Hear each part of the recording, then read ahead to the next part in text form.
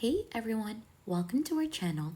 In today's video, we'll learn how to unfollow everyone on TikTok, easy guide. So for us to be able to begin, just go ahead and open TikTok onto your device and log in onto the right account. Now to see if you're onto the right account, simply click onto the profile icon here onto the bottom part.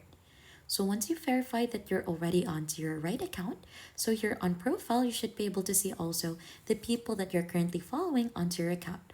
Simply click onto following in there, and then you could go ahead and click onto this option in here to unfollow every user that you have. So there is no straightforward process to unfollow everyone directly. So what you need to do in here so that you could go ahead and unfollow everyone. So a workaround that you could try to do is to go ahead and head back here onto the profile, click onto these three horizontal lines and click on settings and privacy. So you'll just have to scroll down in here and click on report a problem. So we're gonna go ahead and ask help from TikTok itself in here to unfollow everyone that you have onto your account. So simply click on account and profile or here on interaction. So just find in the option for following here and then following and unfollowing users. So you should be able to read through the different information regarding that matter. But onto this issue, we're gonna click on no onto the question, is your problem resolved? Click on no in there and click on need more help.